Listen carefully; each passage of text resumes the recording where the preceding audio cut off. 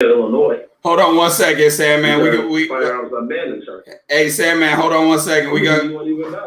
I'll go to 95th red line. Hey, Sam, man. Hold on one second. We're live. Can you hear me? So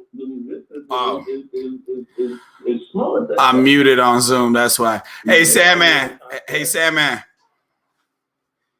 Yeah, all right. So we are live right now. So I'm gonna do this little intro real quick, and then we're gonna get this conversation rolling. All right, sir. I think we should switch bro over to StreamYard. You think you should come to StreamYard? Sam, man, can you join StreamYard? Yeah, I'll go to StreamYard. All right, cool. Gratitude, sir. All right. Because I was hearing them, but I kind of wasn't. So maybe if he comes in, it'll be a little better. Yeah, all good. So we're gonna run the majority of it off StreamYard, and then I'll join from Zoom. I'm gonna go. So we are live. I'm gonna go ahead and play this countdown real quick. What up, Behar? I'm gonna do this intro after we play this countdown.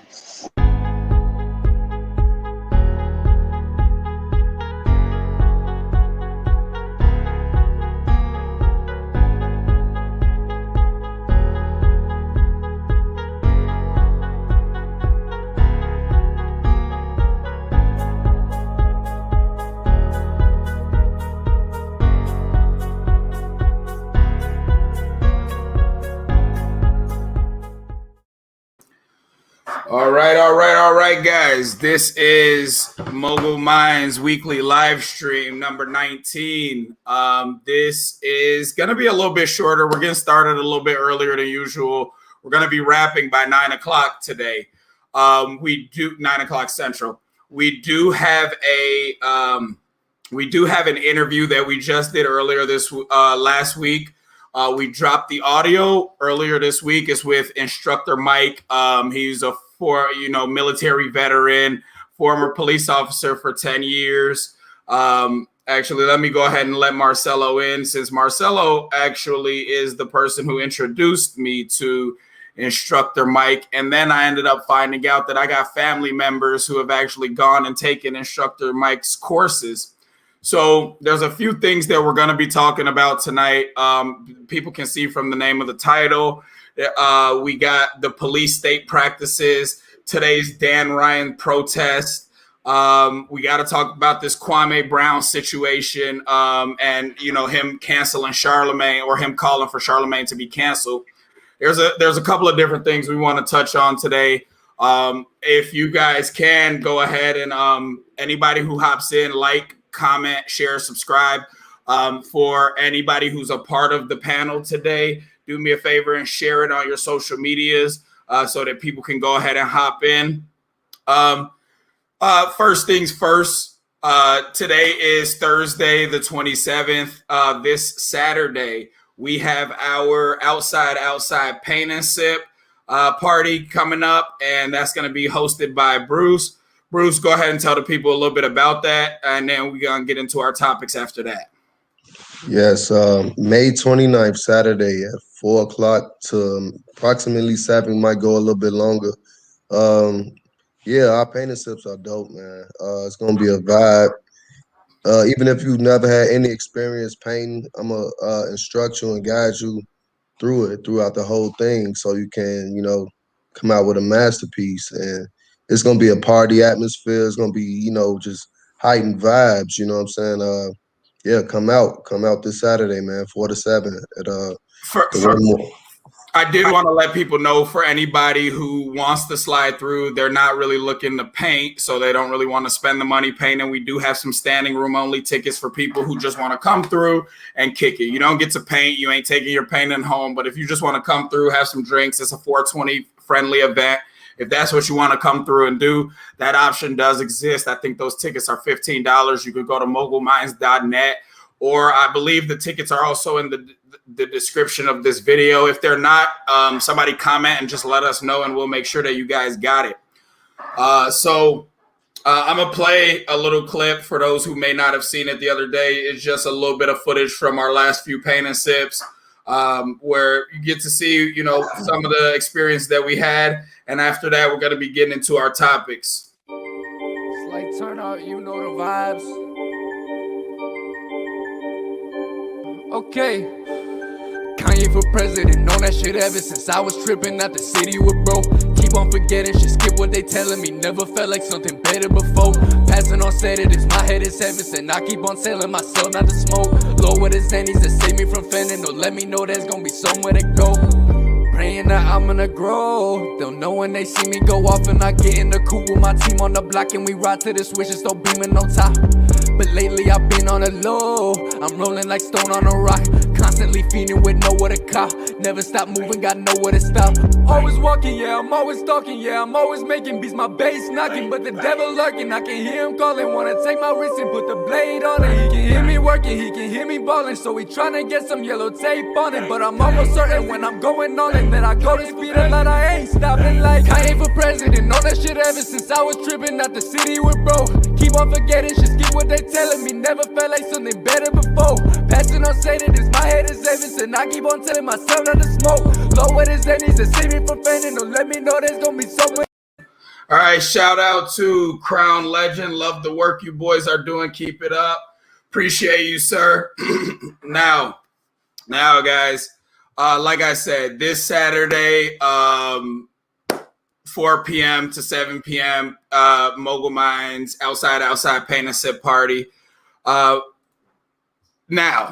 the first conversation that we want to get into, actually, let's go with what's topical since we always start with Chicago news first. Hey, Darrell, you there? I'm here. All right, so the first topic for tonight, we're going to talk about the shutdown of the Dan Ryan today. Okay. So from my understanding, the Dan Ryan was shut down today.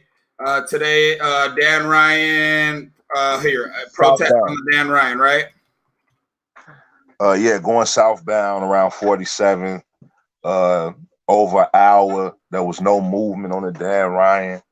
Me and my team went out there and basically just protesting all the gun violence, loss of lives, police brutality across the city as a whole. Because sometimes there's specific situations like the brother Toledo that was murdered where people want to stop and focus in on that.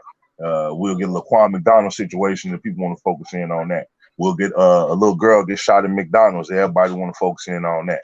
But at the end of the day, it's a loss. It's a loss of life. It's a loss of life, and we losing all these different people due to gun violence and people not really being accountable for all these people. So in this moment, this was a representation of how all is affected by the acts of one.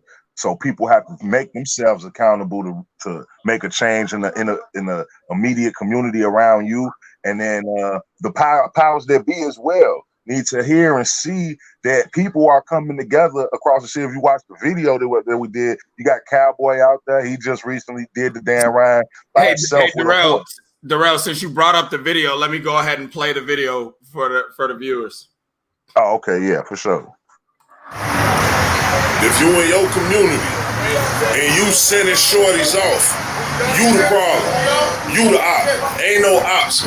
Y'all gotta put all that to the side, man. This kid is dying out here. It's the lane of the truth. They can't move. They can't get to their money. They can't get to their money. We shutting the money down.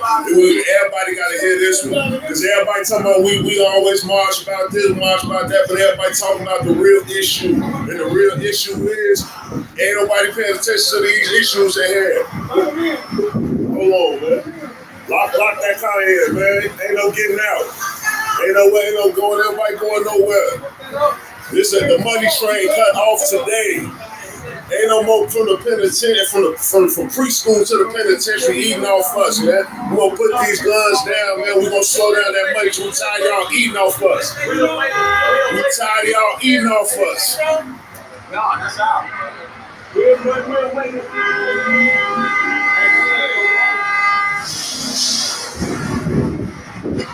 Alright, y'all. Anybody up been on Lakeshore Drive, y'all know people don't walk on Lakeshore Drive. This is serious business.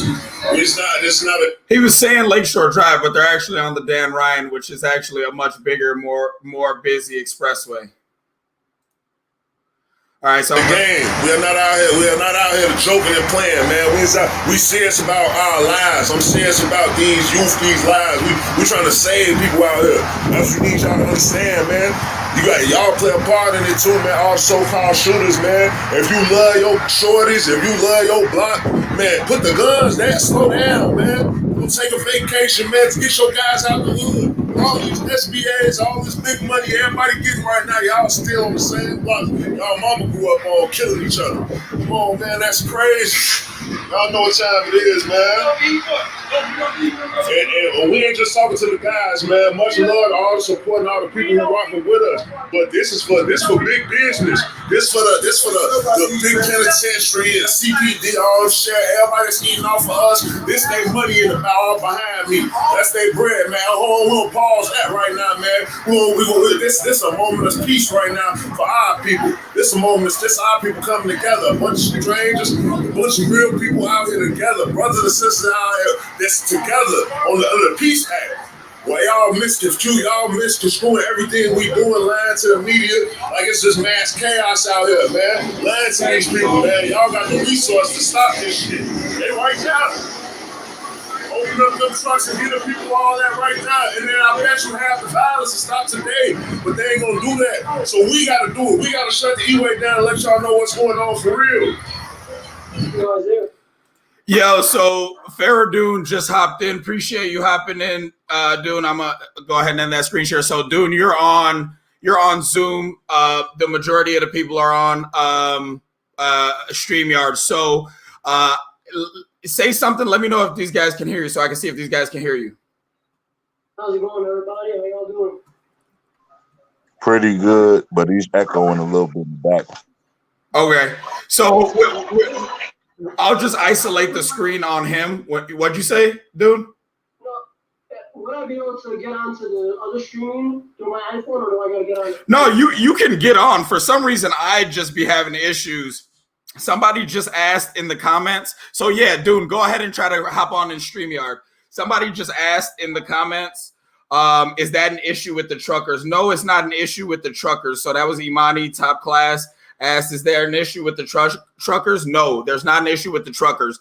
Darrell, who's actually on the podcast right now, Darrell, if you could do me a favor and explain to the viewers who may have hopped in a little bit late exactly what was going on, why you guys shut down the Dan Ryan, what the objective was for that. And then I also want to let you know, as your monologue was playing there, Crown Legend said, it's all about accountability. That's what's lacking in the Black community. I think that's what's lacking in more than just the Black community, but I agree. Now, Darrell, what was this all about today, sir? Awareness. Awareness is key. We had several families out there who was victims of gang violence as well as police brutality, myself included. And I believe the message is to be heard that, you know, we all came together, you know, victims, families, victims, under a peaceful understanding.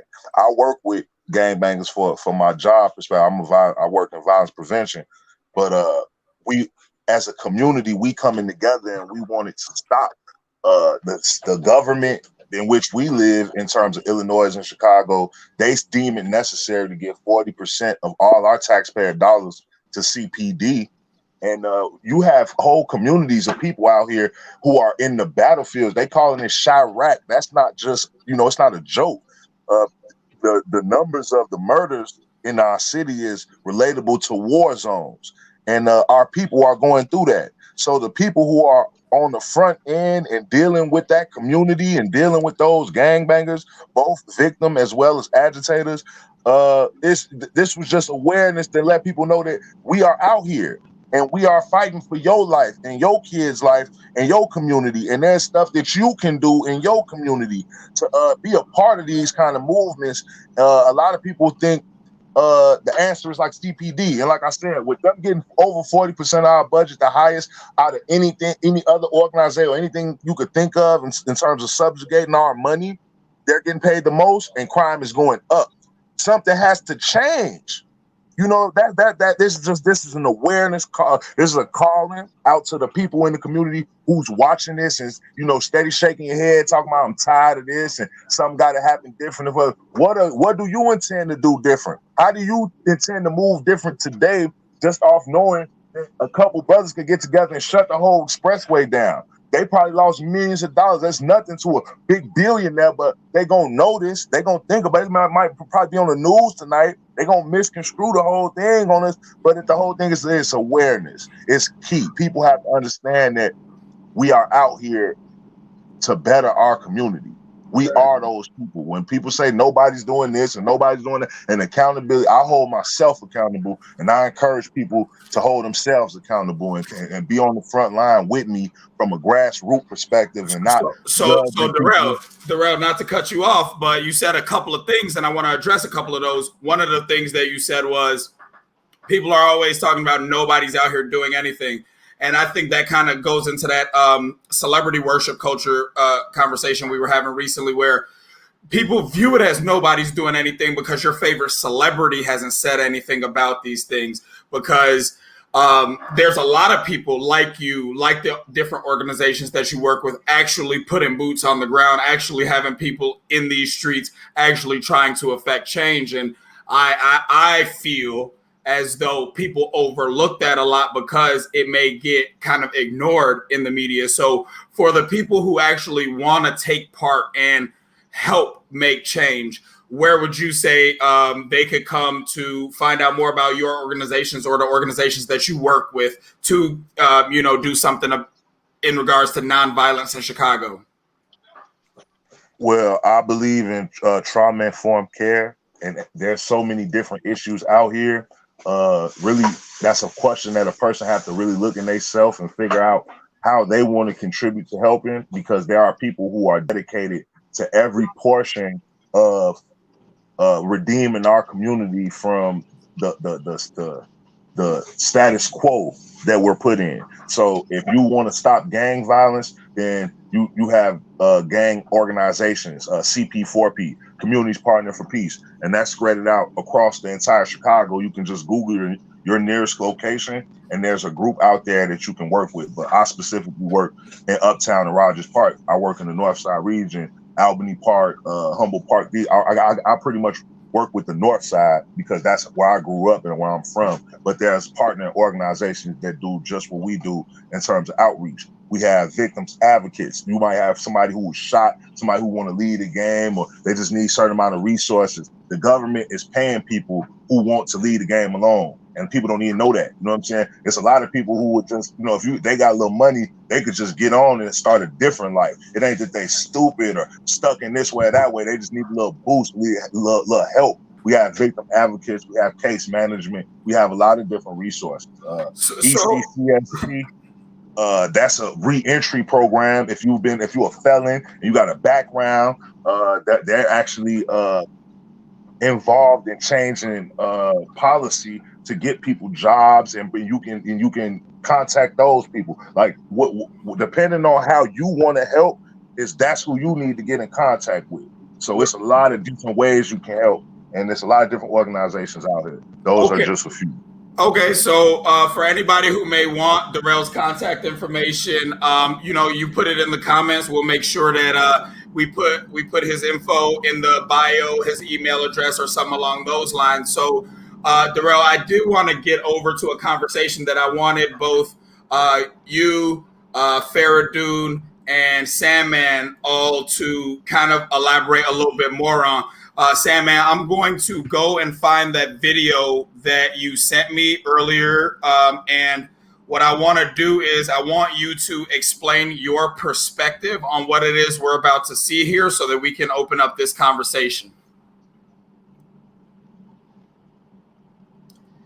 Yo, Sandman, you there?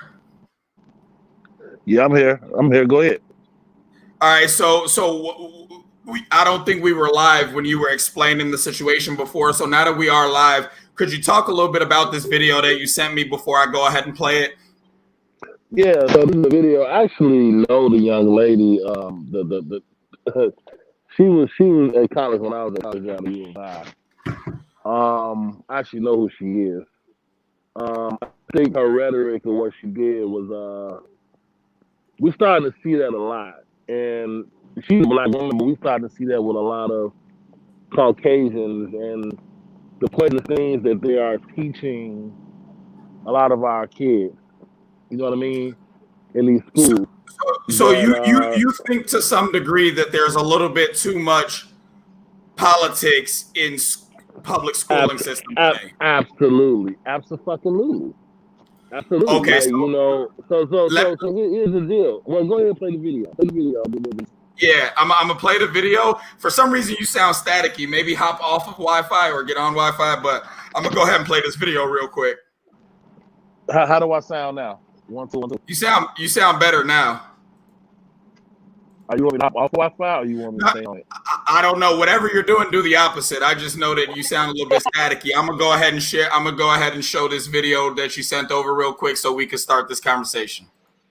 All I did was move.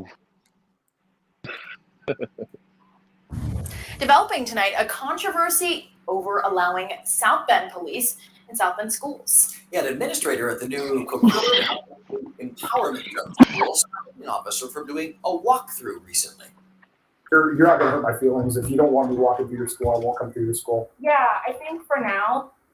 Police body cam video obtained by ABC 57 News Today shows the interaction late last month, and it's sparking calls from some activists to remove police from public school settings completely.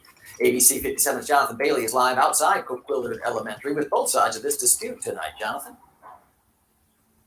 Brian, Tiffany, Dr. Camacho, the chief of the South Bend Empowerment Zone, says that the officer in question did not follow proper protocols when he arrived at Coquillard, and that's why he was asked to leave. Just walking through what's going on. Just making sure you guys are safe. Okay. The chief of the South Bend Empowerment Zone, Dr. Cheryl Camacho, is shown here asking an officer to leave Coquillard Elementary after he wouldn't give a reason for his patrol. If you're not going to hurt my feelings. If you don't want me walking through your school, I won't come through your school. Yeah, I think for now, let's hold until I have the conversation with the chief. After ABC 57 obtained this footage, we reached out to Dr. Camacho to ask her why she sent the officer away. She told me off camera in a statement that she wanted to make sure all students feel safe when at school, because not all students feel comfortable with police presence, especially given the recent climate surrounding policing. Nubia Bonilla is a local parent with children in the South Bend Empowerment Zone. She doesn't have a problem with the police in the school, but she wishes the school was more transparent about it. Well, I think the schools should inform the families, the parents, foremost of, why it's happening, when it's happening. South Bend Police also responded to the officer being turned away, saying in a statement that they've had a working relationship with the schools in the city for years, and they will continue to do what they can to protect the entire community, including schools. Dr. Camacho, parents, and South Bend Police all agreed tonight that safety should be the top priority for schools and officers. As a mother, I would like to know if there's something going on in my children's school, or, as a mother, I would want my children to be protected and safe and feel safe in the schools as well. And Dr. Camacho says that she did meet with administration at South Bend Police. All right, so guys, here's what I'll say. First thing first, and I'm gonna really want you guys to go in order. So after me, I'm gonna just call you guys in order. So I didn't when I got to high school was the first time that I actually realized that there might be a police station in school. I didn't know that was a thing. I had no idea that, they have police in some of the high schools. Okay, we got actually instructor Mike just hopped in. Mike, I don't think these guys can see you just yet. We're going to bring you in a second here, Mike, unless you want to hop on StreamYard. If you can hop on StreamYard, that would be better. That's just the other link. But Mike's over in Zoom right now. He's muted right now. So what we were actually getting ready to talk about, you hopped in perfect timing. So this whole, what was it called? Stool band or steam band? I don't know exactly where it is. Marcelo said that he actually went to school with the lady who, I don't know if she was the principal or exactly what her position was at the school. But long story short, There was a officer who did not follow protocol. He didn't seem to be doing anything wrong or like causing any mishap or anything, but he was not following protocol and he was patrolling through the school. And what has happened now is, due to the way that everything's been portrayed in the media, there are a lot of questions arising. The question that we have right now on the screen is, are police needed in public schools? And let's be honest, right? In some of these public schools in Chicago, a lot of the same elements that are plaguing our neighborhoods are also happening in the schools. I specifically remember cops in my high school finding crack, doing locker searches. I know that, all types of different weapons coming to schools, all types of different drugs. I actually had my niece who went to my old high school, who a few of you have gone to. She told me there was a mass OD at one point that just kind of got swept under the rug. And this happened within the last 5 or 6 years. So the first question here is really, and let's start with Dune, actually. Dune, do you believe that police are needed in public schools? Oh, Dune, you're muted. You're muted, sir. I got you. I unmuted you. No, so basically, man, the issue is we have to kind of look at the grand scheme of things. The way schools are set up now, yeah. If we can change things, then we really probably wouldn't need resource. We call them resource officers. So I'll give you an example. The police aren't really going to solve an issue, right? Well, what do I mean by that? Like, let's say kids are, selling drugs and things like that. Yeah, the kids will get in trouble, but that may not necessarily get those kids to stop selling drugs, right? The way the system is now, sure, have a resource officer there, get the drugs out of the school, so now it's harder for that kid to sell or other people to sell in the school, but that's about all it does. It doesn't actually solve the problem in our communities. What you would need to do is, instead of having resource officers, and even at the the grade school level, middle school level, and I don't know if they have resource officers in those grades, right? But hire more social workers and counselors, right? Have these kids have another outlet to be able to express themselves, be able to open up, be able to express their opinions. When you start teaching kids at a young age or allowing them to be able to be themselves and being able to share their feelings, you're probably going to, the likelihood of you having those same kids not, grow up to sell drugs later is probably going to increase, right? Because now these kids are being heard, they're being listened to, they are being told right from wrong, as opposed to being in a classroom learning the same thing over and over for generations and generations, right? Because our education system is set to be a particular way, and I don't think it's in the best. It's the best that it could be right now. So, in the form of how schools are now, yeah, I would say we probably need resource officers. Do I think they're actually solving, rooted problems? No. Because that's going to take a lot more, and it's going to take a lot more digging to do to be able to get to the actual root problem of what our communities are, plagued with. So as of right now, you think that police in the schooling system is an imperfect kind of Band-Aid on the issues at hand? And that's all it is. It is a Band-Aid. That's it. It's nothing more than that. It's only going to stop the bleeding a little bit, but that wound is not going to heal, right? Okay. Can I go next? Yeah. All right. So Darrell, we got you. Let's have you come in next, and then we're gonna have Instructor Mike hop in. And Instructor Mike, we're actually gonna be premiering your episode on the YouTube channel 15 minutes after this episode ends tonight. This episode's ending at 9 p.m. tonight, 9:15 p.m. Your episode is premiering on our YouTube page. So Darrell, the question is, are police needed in public schools? And then you can also respond to anything that Dune brought up, in his experience working, in education and everything like that. Okay, yeah, thanks. Dune, I really appreciate your answer. You know what I'm saying? That was a very educated answer. You know what I'm saying? I appreciate that.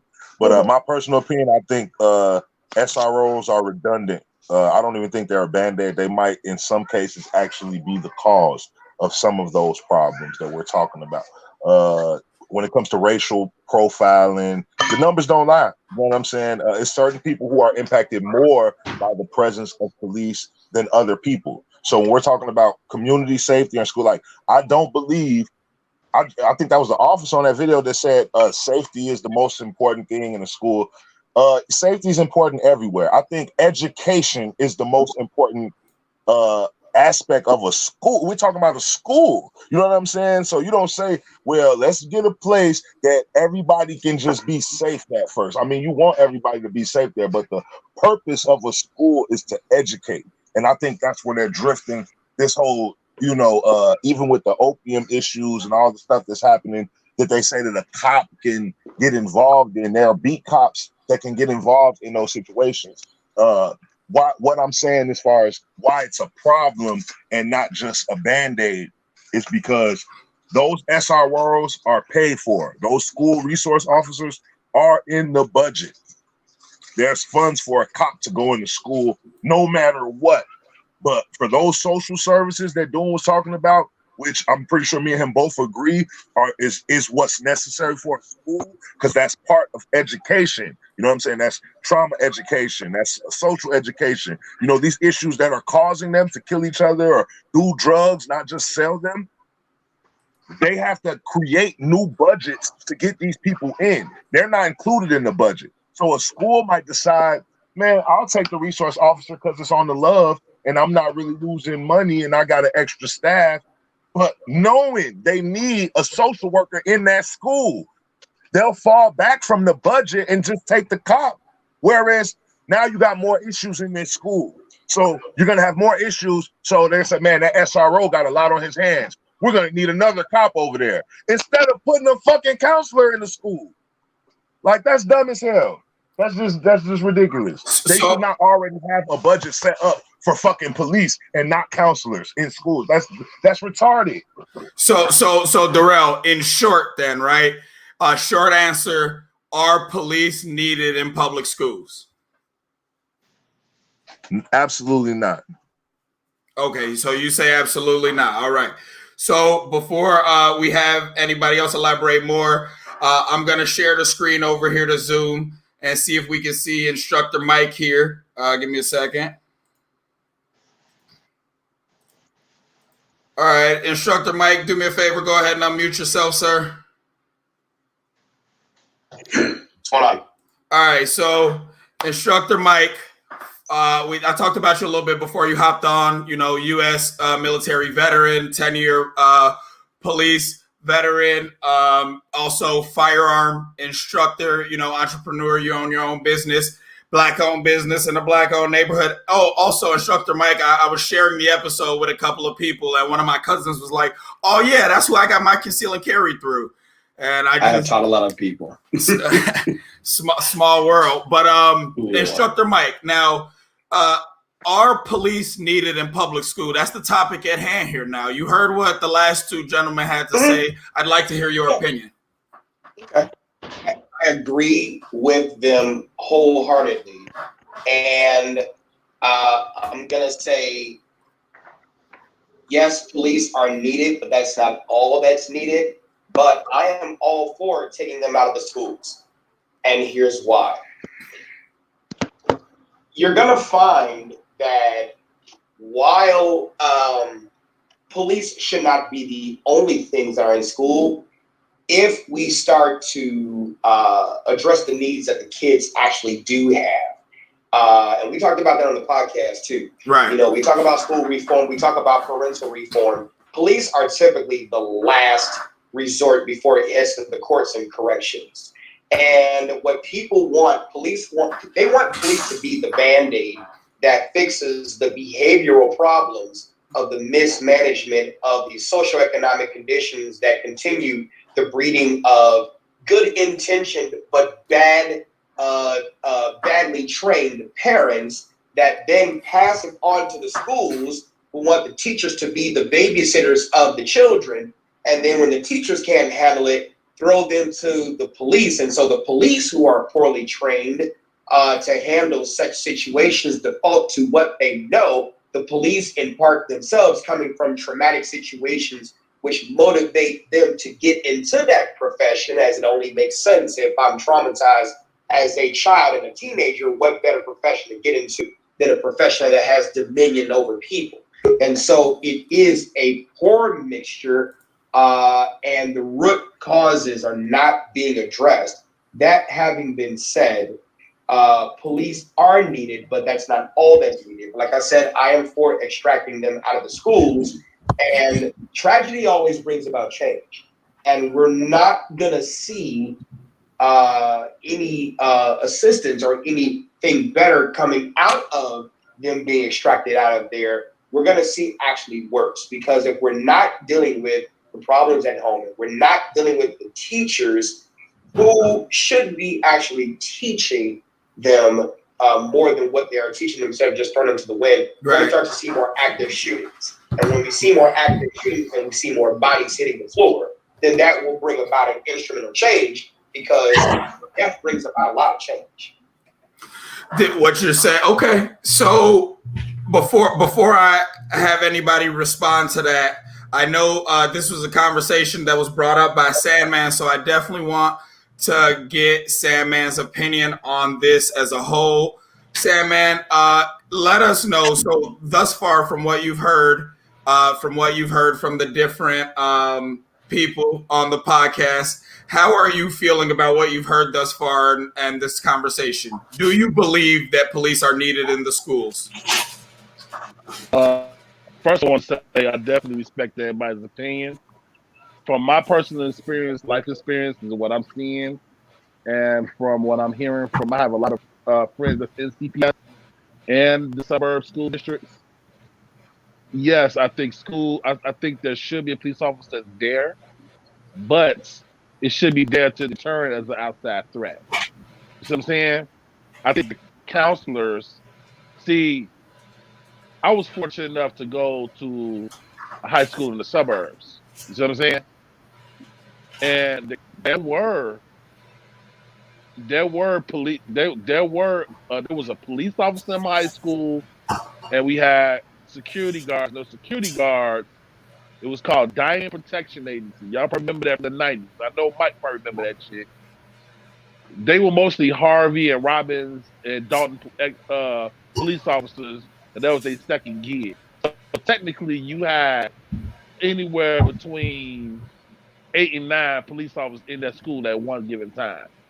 One on duty from Country Club Hills, you know what I'm saying? And then you had the guys that were off duty, moonlighting, whatever you want to call it, or sunlighting, because in the daytime, as security officers, but they were actually Illinois certified police officers. You know what I'm saying? Now, even with that amount of law enforcement in the school still got sent up every fucking day. It's not going to prevent kids from being kids and fighting and the bullshit, you know what I'm saying? The fucking in the bathroom. It's not going to stop all of that. But it can deter outside threat. Okay, because the school is a soft target. Okay? Have you ever thought about why a mass shooting never happened in Chicago? Because these motherfuckers know, if they did think about it, they have a barrier to get through. That's going to be a fucking police officer at these high schools, and they're not going to do it. Okay, so that's interesting. They're going to know where's the least amount of resistance. Okay, and so that's interesting. As the video is concerned, yeah, I heard you. Yeah, I don't. The point. Yeah, let's circle back to, you can finish your point, but I do want to come back to, because I see Instructor Mike shaking his head, yeah, and you guys seem to be in agreement that you believe that police officers in the schools are a deterrent from the mass shootings. I want to circle back to that, but I want to circle back to that, but I want to let you finish your point first. I just wanted to highlight that. The video, what was so disturbing to me in that video, with the young lady, Miss Macho, I'm gonna call her Cheryl. That's my word, Cheryl. What was disturbing to me in that video was she missed. There was a teachable moment. If you have kids, which First of all, let me say this: that officer, he did not break protocol. That turned out to be false if they said that he broke protocol. This is the officer that been coming to that school for years, and they actually had an incident that caused him to come. They knew who he was. She's new to the district as the board director, or whatever the fuck she is, right? She says children not comfortable with police. She missed a teachable Hold on. She moment. did. Let's make sure to She get her said statement that. right. She says some She police. said. She said some she children. said some She children. said some. Even those. Right. Those some children. That was a teachable moment. Okay, let's find out why. Let's show these kids that all police officers are not bad.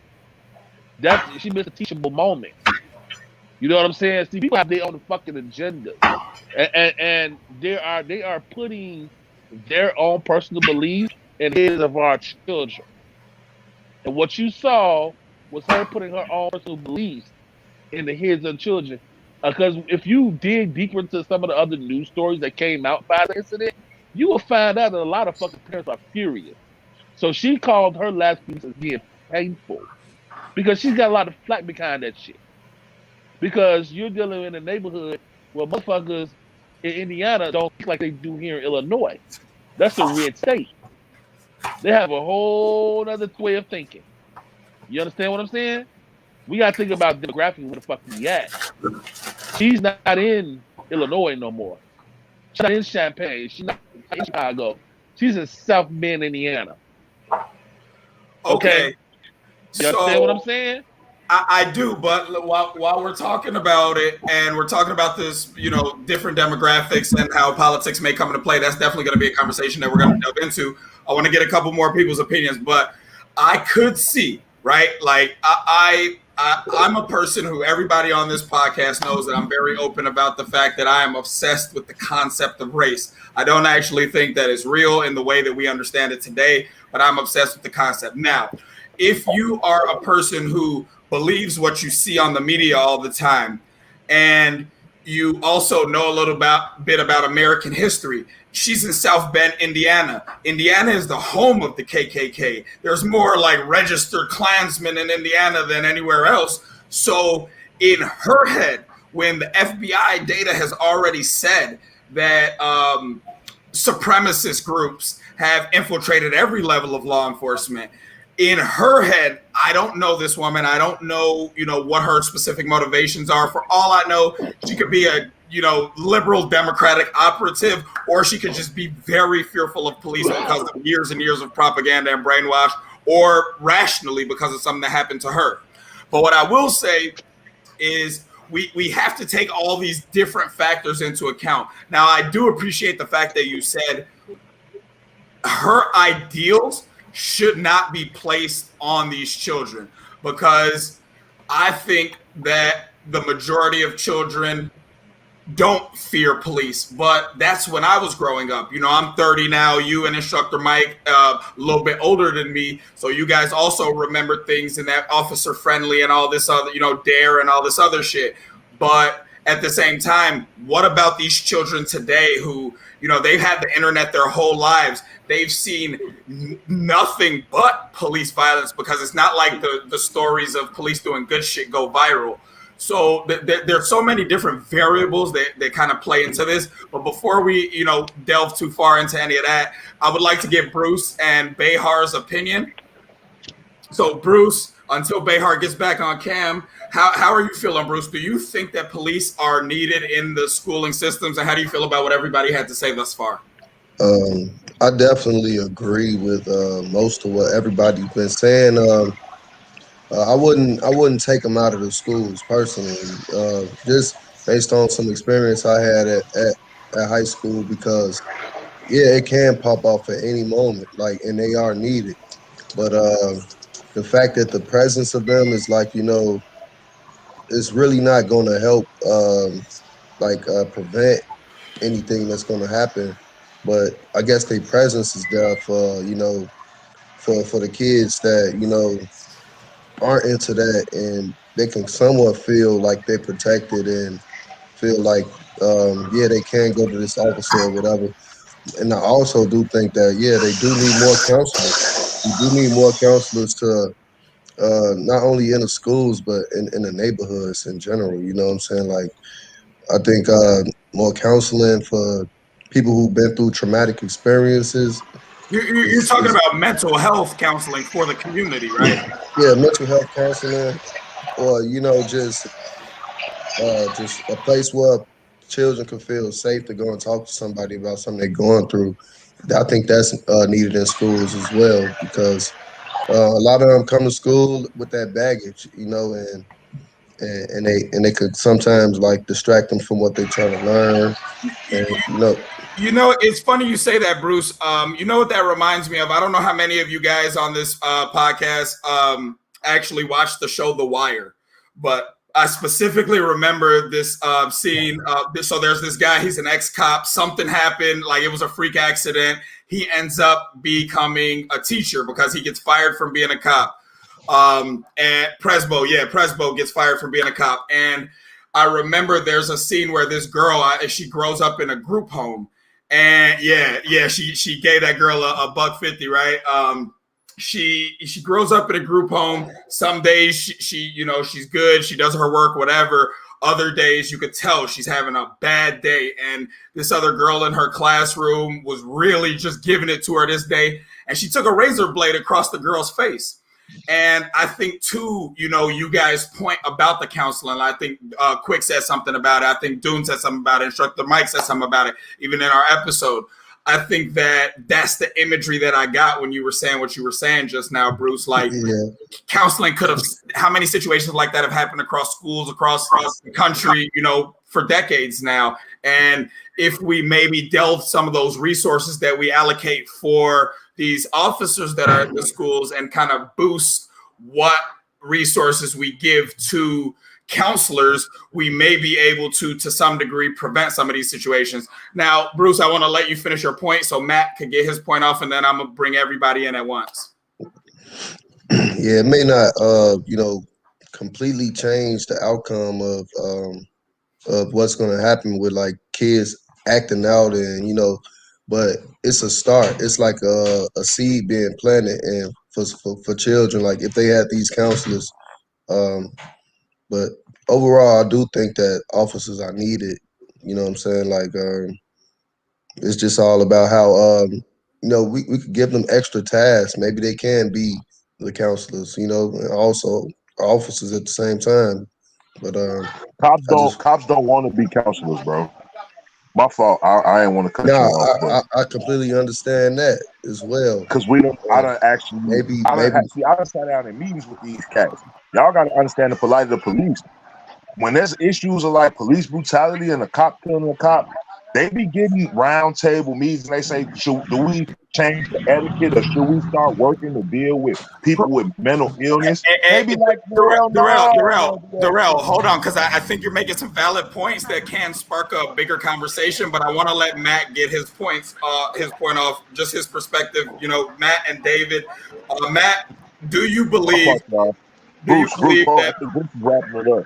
Yeah, Bruce, you were wrapping it up. So where were closing statements on that, Bruce? I did hear you say, yes, you do think police are needed. They're not the end all be all. Was there anything else that you had on that? Yeah, I would say maybe if you know, police didn't want to counsel, maybe it should be another group of people that's at the level of police that can counsel and got the same type of power as police. You know, how do you mean at the level of police? You just mean we should revere them in society the same way that we do police? No. Have the power to arrest and you know, have the authority to arrest and enforce the law pretty much. At the same time, but they pretty much specialize in, you know, counseling and reaching out. You know what I'm saying? Yeah, we'll definitely come back and touch on that, Matt. Let's how do you feel about it, Matt? You know, yay or nay? Any elaboration you want to give? So I have literally like mixed feelings about having police in public schools. Like on the yay side, like yes, it can be good for protection, but depending on like how often do crimes happen in public schools, or whether like students can sell drugs, or or where it's like how often do violence happen every day, around that? every day. I mean, interrupt you, but I want to say something to you. Okay, so I got CVS, Bowen, and South Shore my high school. Now, before pre-COVID, you know what I'm saying, 1920, those were getting sent up every day. You hear what I'm trying to tell you? I'm talking about send cars from other districts, because that's how many people they got arrested. You know what I'm saying? Girls got to go to the hospital because some girl sliced somebody's face up. This happens all the time. Those 3 high schools in my district.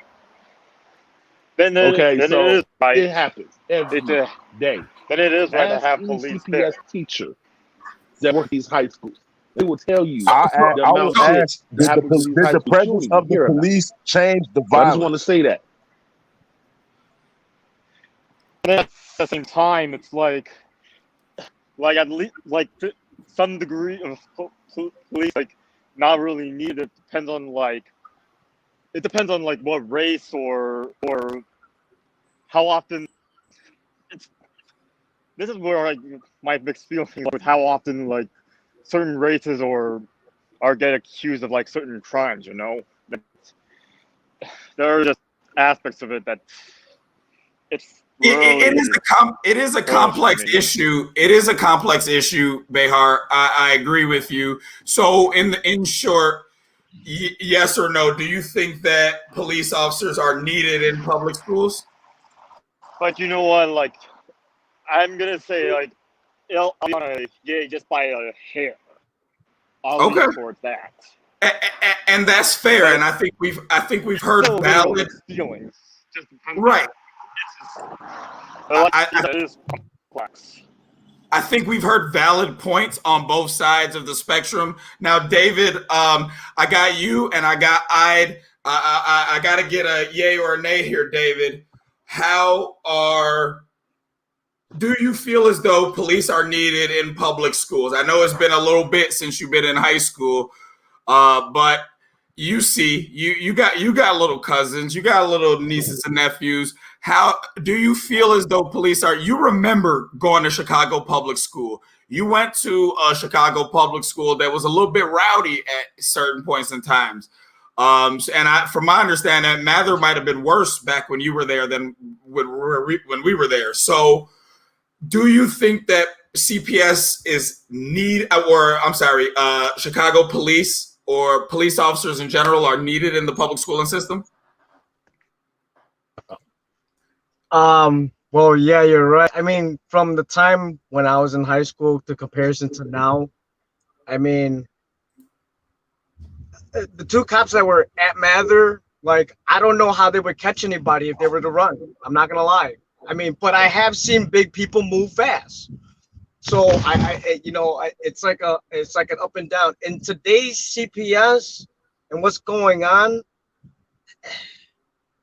it's a yes or no. I'm at where Matt's at, because during the time when I was cutting school, I was watching Columbine go down, literally at a friend's house, watching it go down. And I'm just like, where are the cops in this school? But mind you, this is Colorado. This isn't Chicago. It's a different, I can't say it's different, but it's.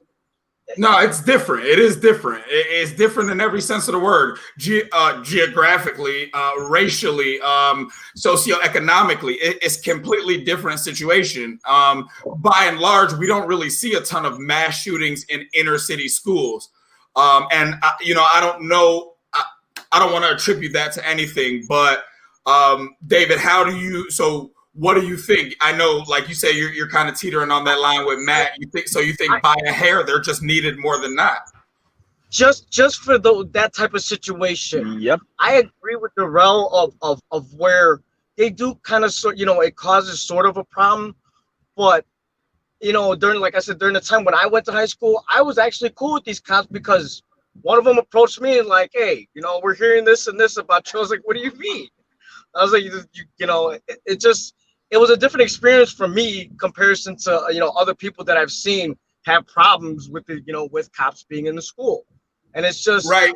So for example, Henry, he was on this podcast earlier. A few of you guys are familiar with him.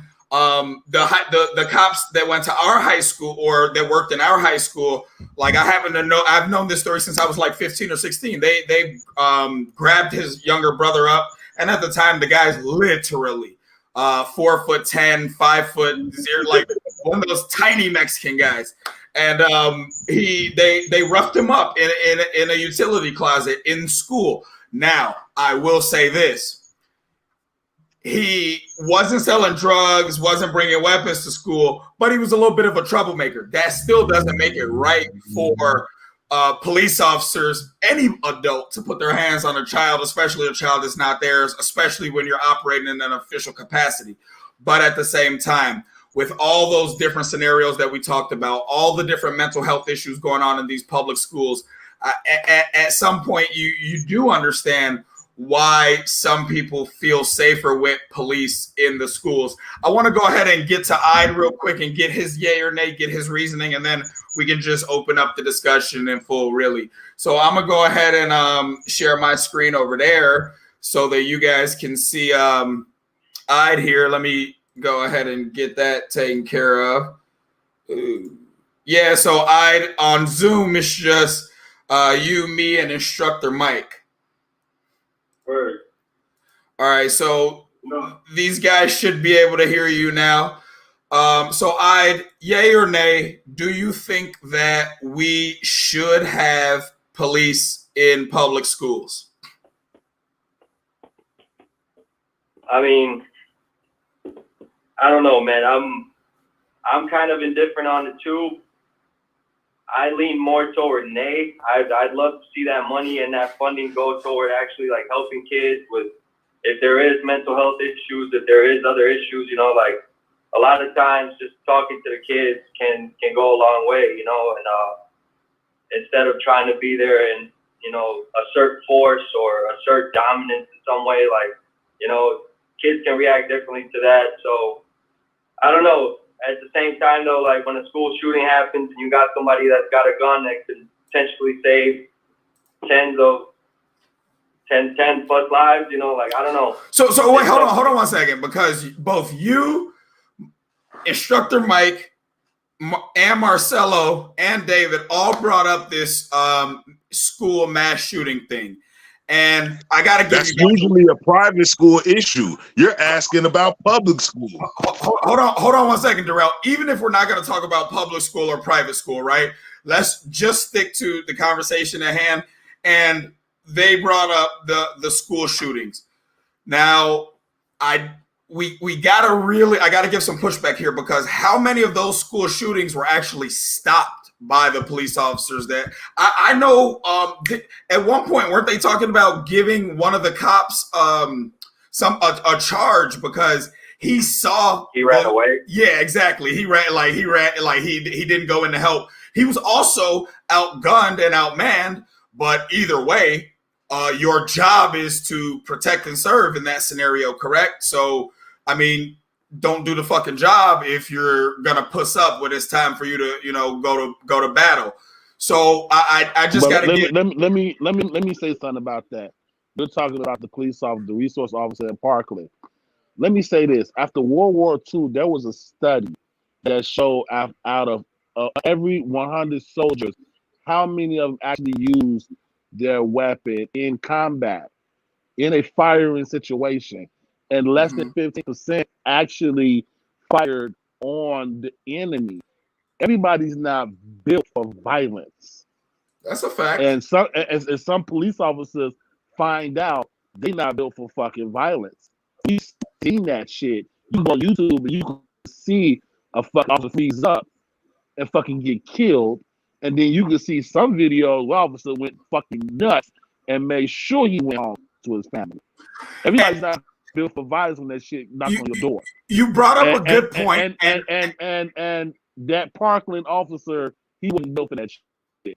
He was cruising through, and that shit hit the fan. He didn't know what the fuck to do. He got the fuck out of Dodge.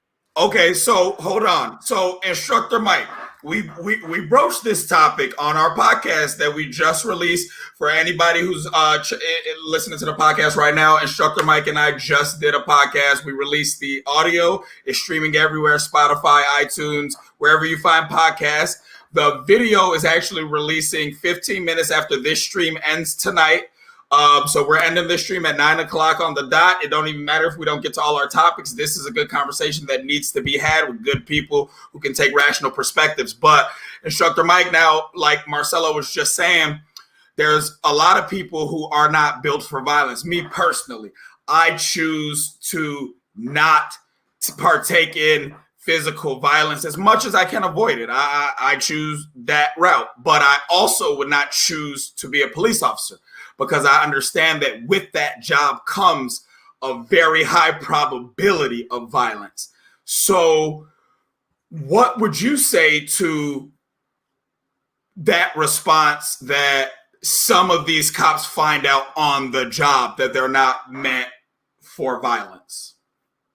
Former police officer, Instructor Mike. I think that the Pareto principle applies here. I think that if you look at certain situations like Amber Geiger in Dallas, Texas, that reveals the poor nature of police training and police in service training.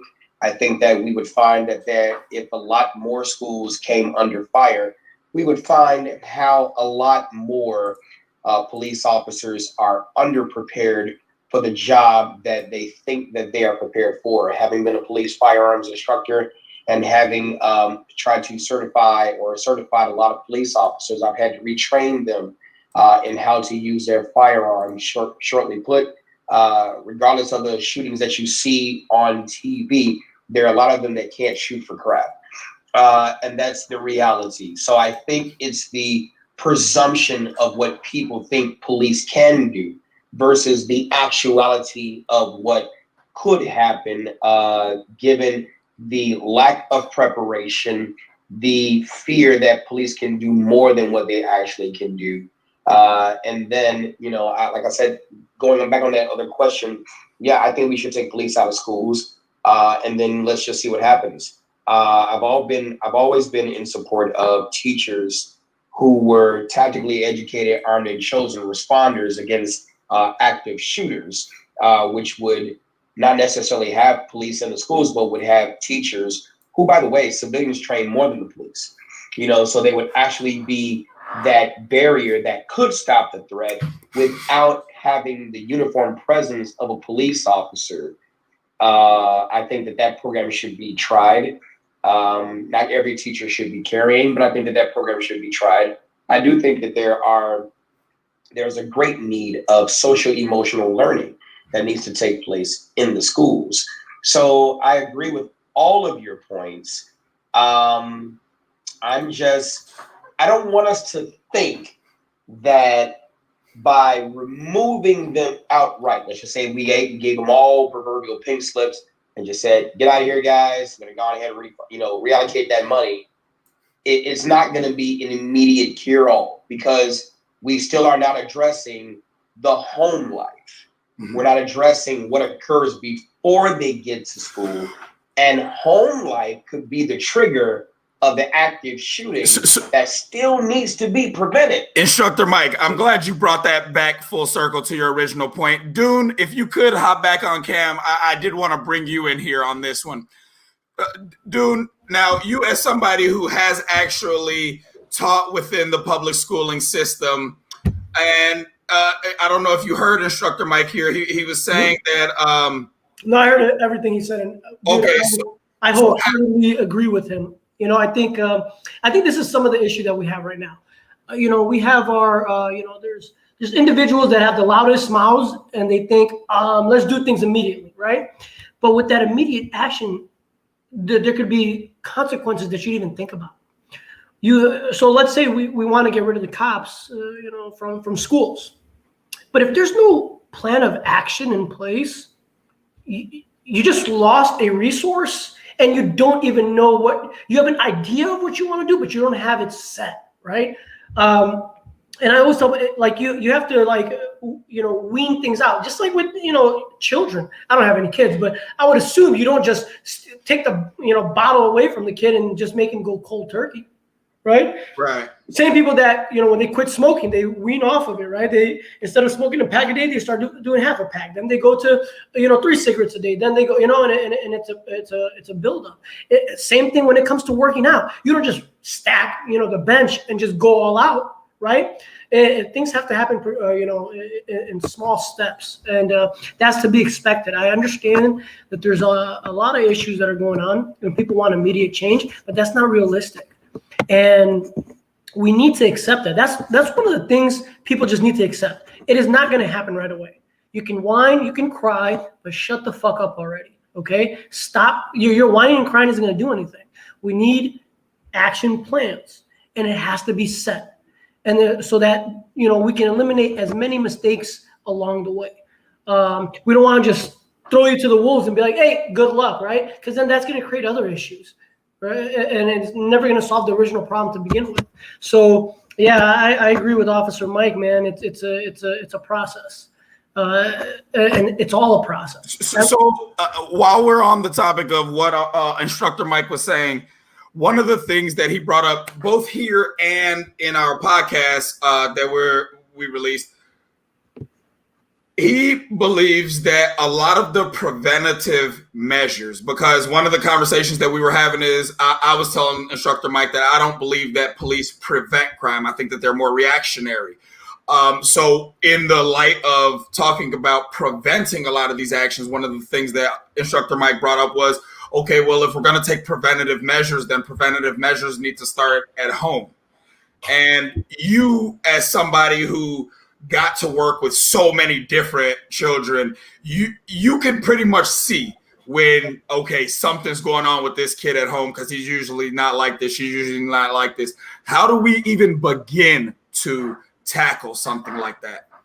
That is one of the toughest parts, because not every kid is going to open up to you. Some kids will just keep quiet. And then sometimes you're surprised when a kid does open up to you. Like, at least once, every year there's going to be a kid or two, and they'll just randomly wait at the end of my class, right? Class is over. They should be going to the next class. And then they just start talking to me. But this happens with other teachers too. Kids will feel comfortable with certain teachers, and then they just kind of just spit, right? And, my school, we're so blessed to have, I think we have like 8 social workers and we have like 4 counselors. There's schools that have 0. There's schools that are begging for 1 counselor. Like, we have a ton. We even have a dog, right? We have like a therapeutic dog? We have a therapy dog. Yep. Our dog's name is Penny. And our school just has these resources, so, and it provides it for our students. And I think, once the kid can open up to you, you can have them, go to the social workers and counselors, but sometimes the kids will tell you they don't even feel comfortable going to them, because oftentimes they're strangers, Kids open up to you after they get to know you. They just don't, at the drop of a dime, say, you know what, I just want to talk to you. So then, and this question is to the panel as a whole. Hold on, we do have a comment from one of the viewers. I don't know who Lil Poochie is, but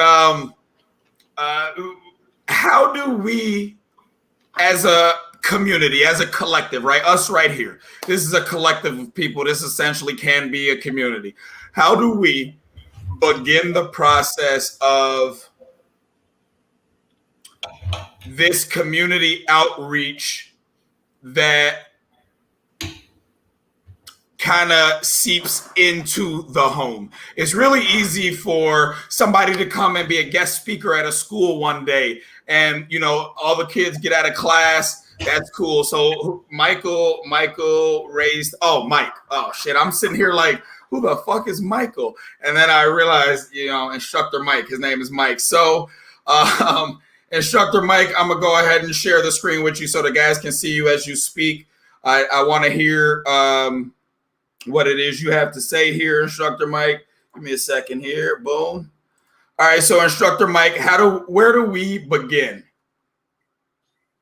Well, I'm gonna say it like this. It's gonna be hard because you're asking the politicians, in essence, to sacrifice their standing and their position with politics. In order for it to start with parental reform, you would have to address the socioeconomic conditions that breed candidates for continuous bad parenting and then breed children who become candidates for criminal behavior in the criminal justice system.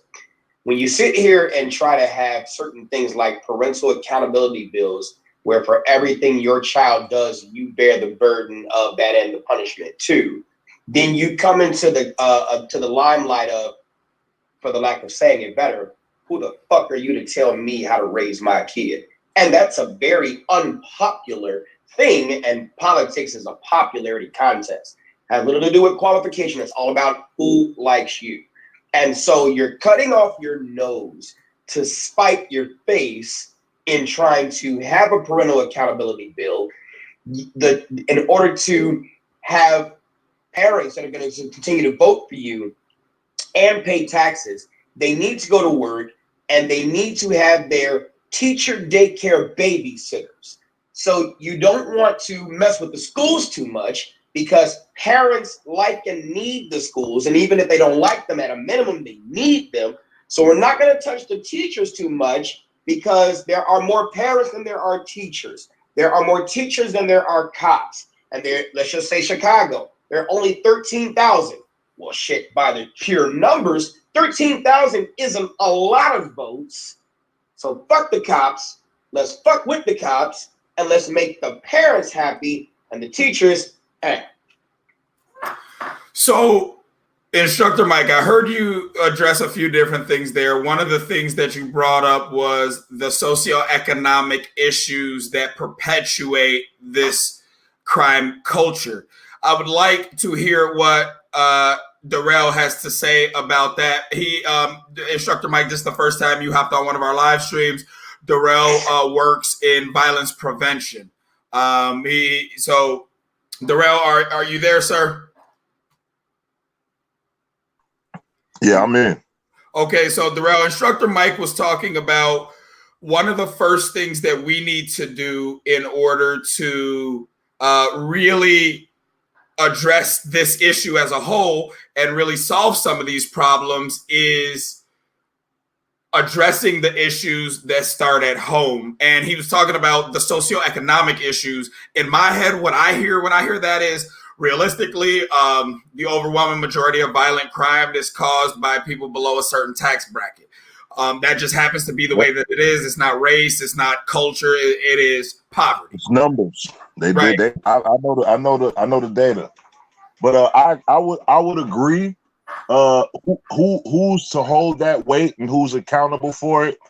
That's a big topic, because there's a lot of broken homes in the city. There's a lot of teenagers sleeping in abandoned houses, going to school off old signatures from drugged out parents. Just for the listeners, real quick, Darrell, I did an episode with a young lady. She was a survivor of human trafficking right here in Chicago. At one point, she was actually starting a non-for-profit. It was called Two Girls and Some Pads, and it was to give sanitary items to the tens of thousands of homeless students just in the Chicagoland area, which was a mind-boggling number to me, just to add to your point. But go ahead and continue, sir. And just off simple stuff like that, man, when you hear those kind of numbers, definitely, Mike, you know what I'm saying? You can start to paint a picture if you just understand from what he's saying and from what I'm saying that there's a missing area of trauma that's not even being addressed, man, before you get to the cops. You see what I'm saying? When you're talking about policing people, you're definitely talking about the aftermath. In my personal opinion, and if you see anything different, please, educate me. Police don't deal with prevention. That's not in their job description. They're not interested in it. And if there was a whole lot of it, they would lose money. You know what I'm saying? So overall, when you're talking about helping the cause, helping these issues that we need to deal with, they are the least likely people to deal with those issues. Now, when we're talking about the social structure and economic issues, Man, of course, man. I believe financial literacy is important. Credit comprehension as well. You know, mental health as well as physical health. Are these kids even getting meals? You know, these kids get accused of being drug dealers. You don't even understand. Like, man, this guy has to sell drugs to survive.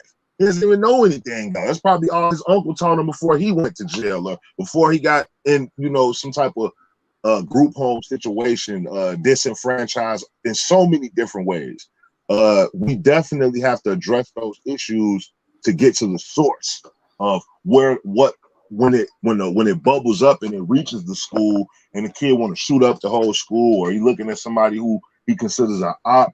And that person, like I said, is a killer. A person might see somebody who you know what I'm saying, that guy's a known killer. The police didn't do their job even catching him.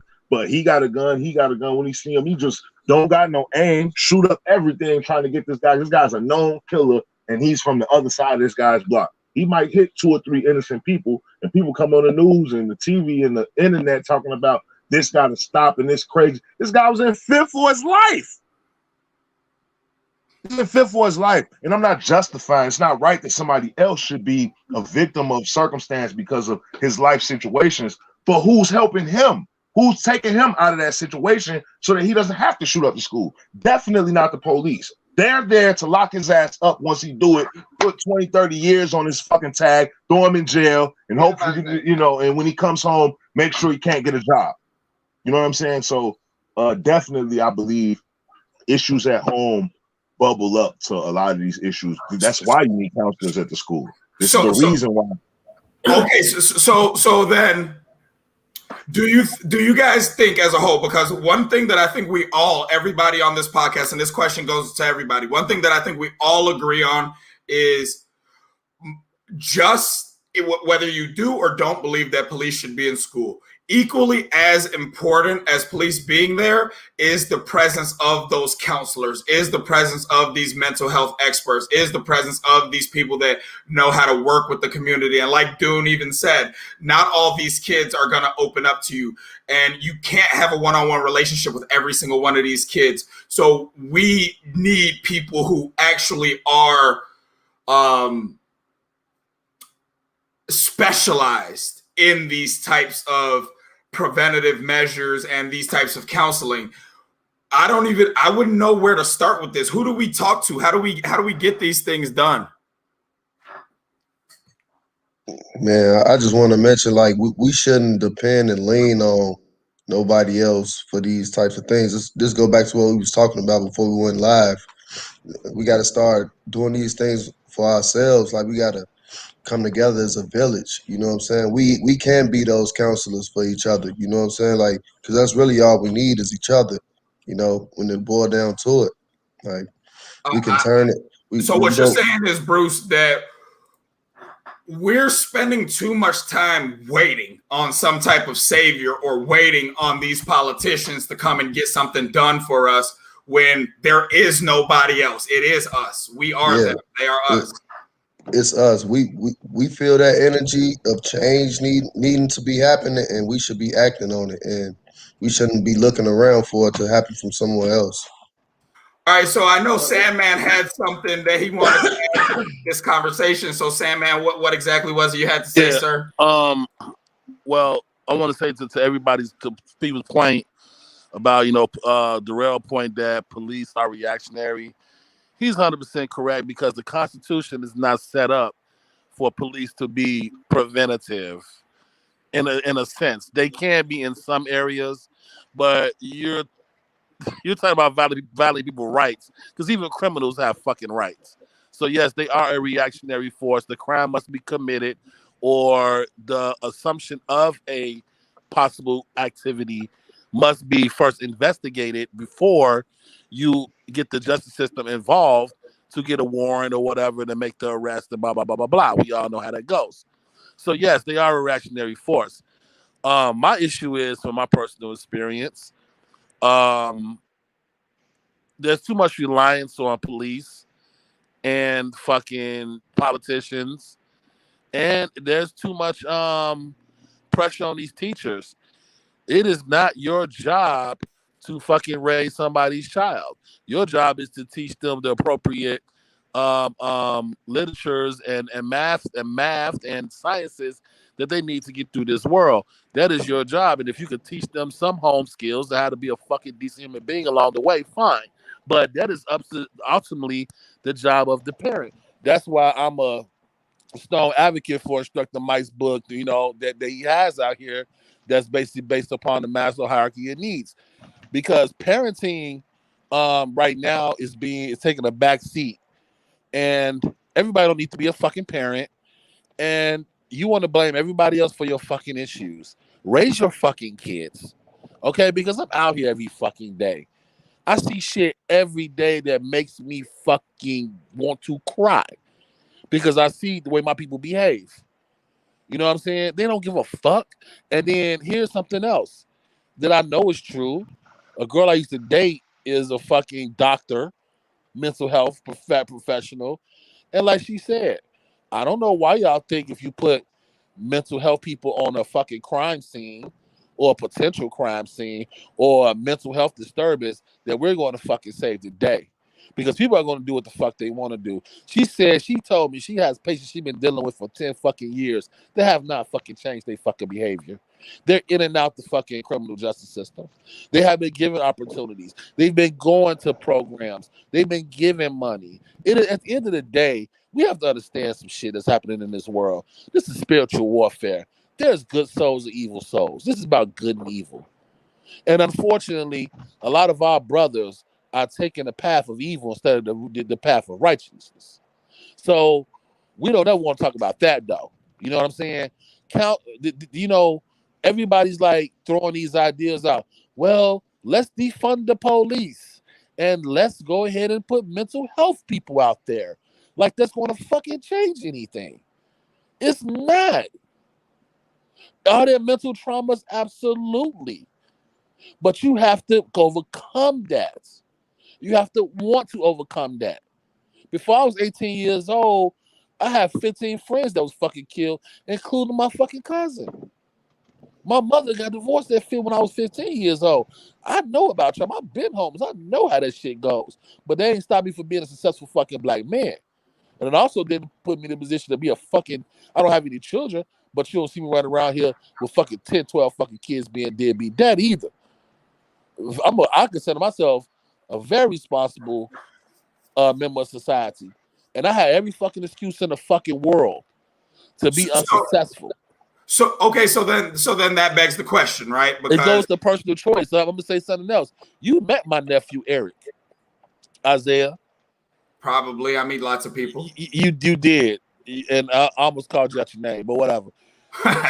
my nephew Eric had the perfect setup to be unsuccessful. He was born to a teenage mama. His father was killed. He was on welfare, but he graduated in the top 10 of his class at DePaul University. Now he works for fucking Blue Cross Blue Shield, a married man, own property, and is a fucking father.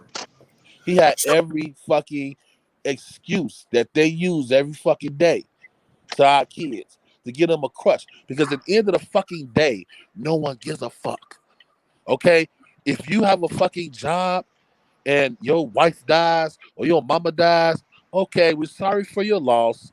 Okay, take your week of bereavement, but get your black ass back to work. And if you don't, we're going to find somebody to fucking replace you.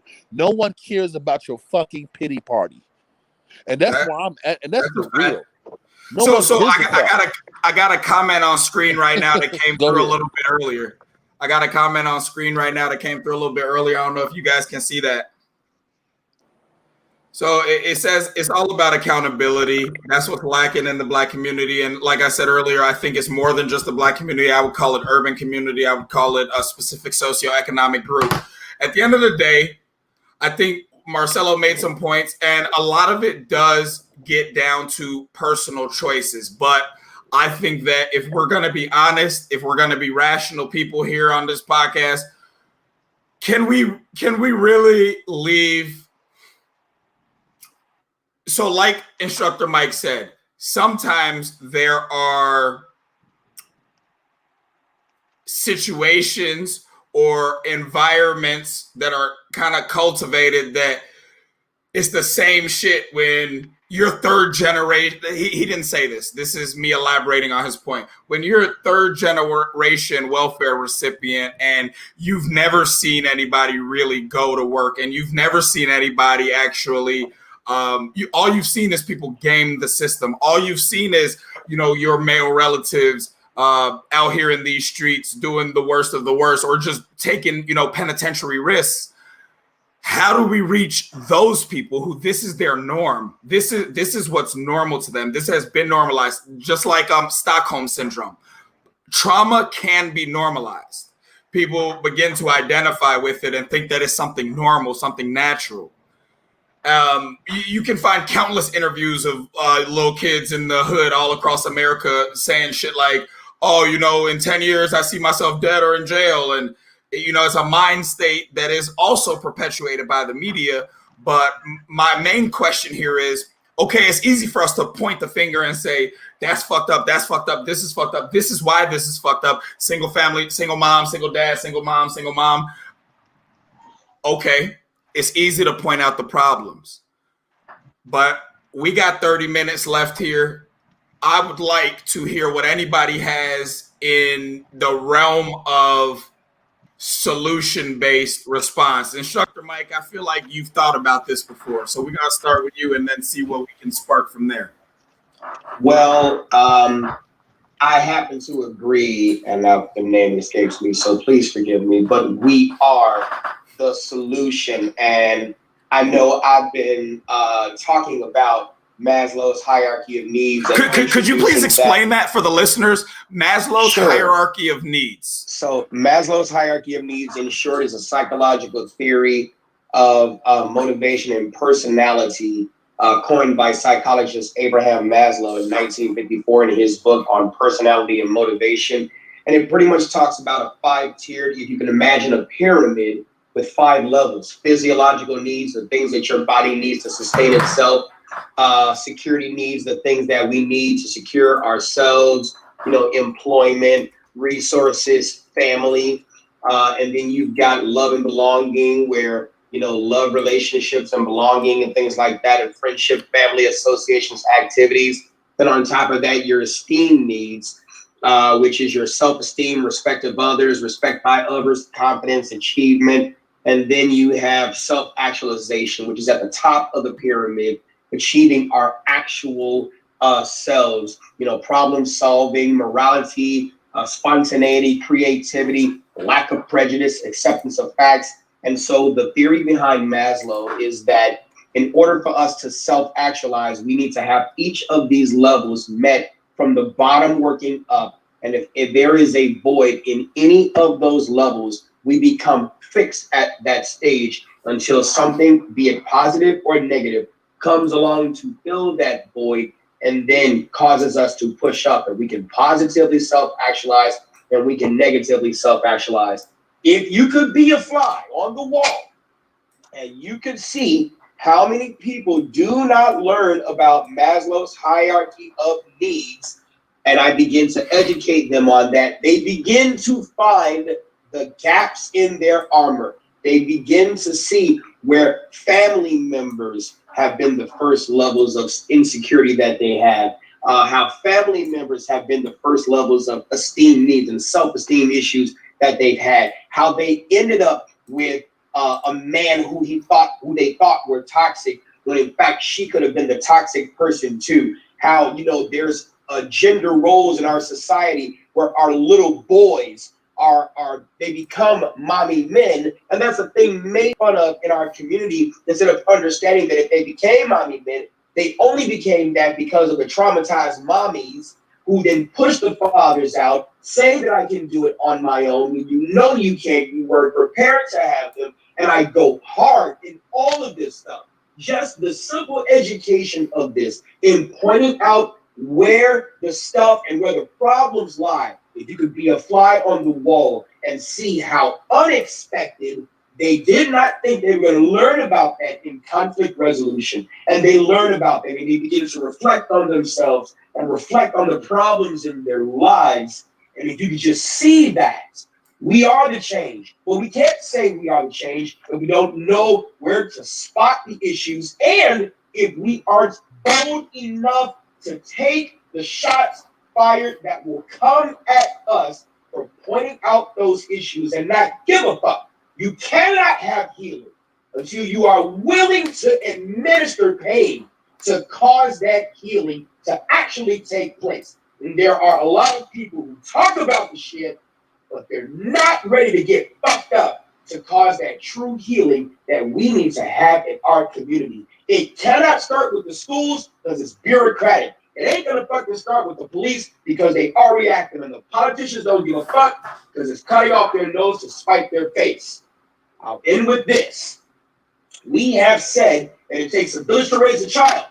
I keep hearing that here and other places too. It's the village. But there's another African proverb that keeps getting ignored and is not often said, and that is the child who is not embraced by the village will burn it to feel its warmth. And that is why we are getting fucked over. The older don't want to listen to the young because they think that they don't want to listen. They're right, because you aren't reaching them. And the young don't want to listen to the old for the same reason. I think that what you just said was really powerful. Dune, I want to come to you next, but I think that what you said just now was really powerful. I get imagery a lot of times when you guys are talking, and that's just the way that my brain works.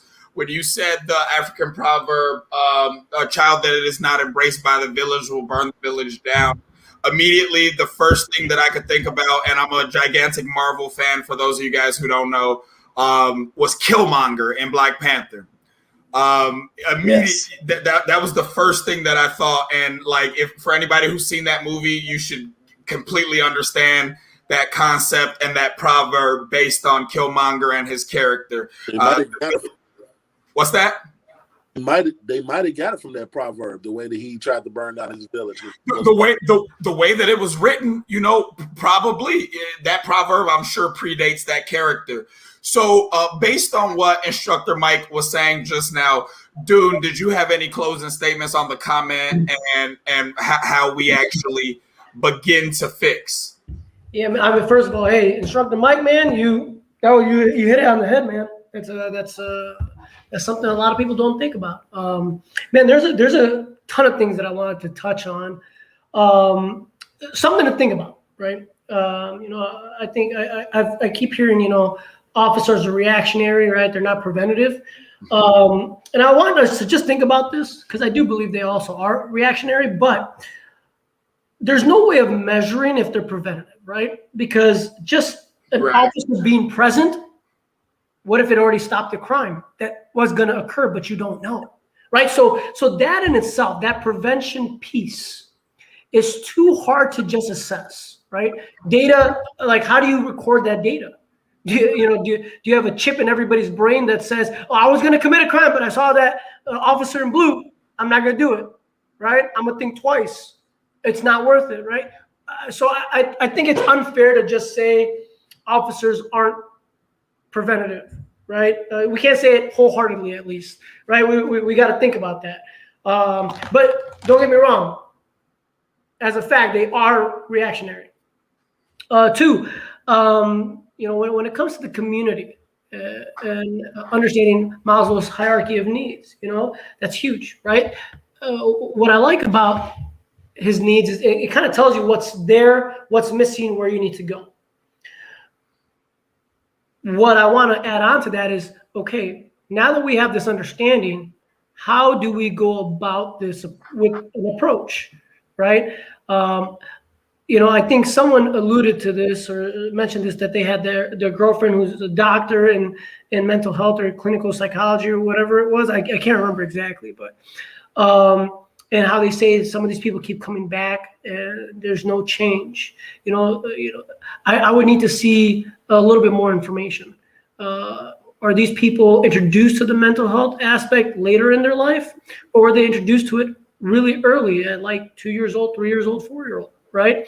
And I think that would then show big differences. I can't obviously say that for exact, but, you know, you would think if you start them real young, there might be a different mindset as when they're already old and they've gone through it all and they're battling those wounds, you know, and those wounds may never heal.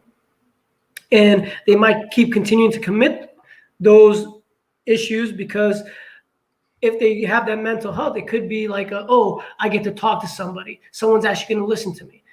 Things like that, right? And they may be afraid of losing that if they stop committing the crimes and going in and out that system, right? There's a lot to unwind there. You can't just say one thing as an exact because there's a ton of variables.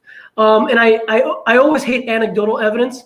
I don't like to use myself as an example ever. I think that completely ruins the bigger picture, right? Because I could say, hey, I'm Middle Eastern, I was educated and everything, but I didn't become a doctor, right? Like people in my culture, they all become doctors, right? You failed. I know. I'm a failure technically. So I don't like using anecdotal evidence. I like to use, let's get a little bit more. So to solve some of these issues, right? I do think we have to start within our. So one of the things I think we need to do as a community, this is the toughest part, or not the toughest, but why is it that when we are successful as people, we leave our community and go to the suburbs or go to somewhere where it's wealthier and safer?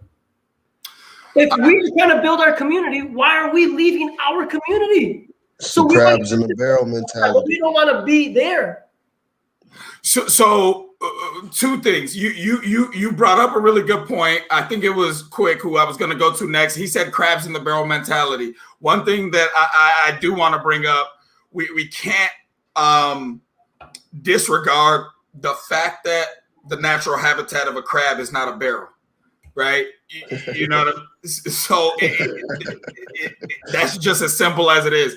Like we shouldn't. There is abundance. I truly don't believe in scarcity. I believe that a lot of people operate based on a scarcity mindset. I believe that that's what leads to those socioeconomic issues that we continue to circle around during this conversation. But I don't believe in scarcity. I believe that there can be abundance for us all. I just think that it's not profitable right now for the people who control the resources. But Darrell, we are getting closing statements on this comment, on this conversation. So I definitely wanted to get your closing statements, and then we're going to go down the line.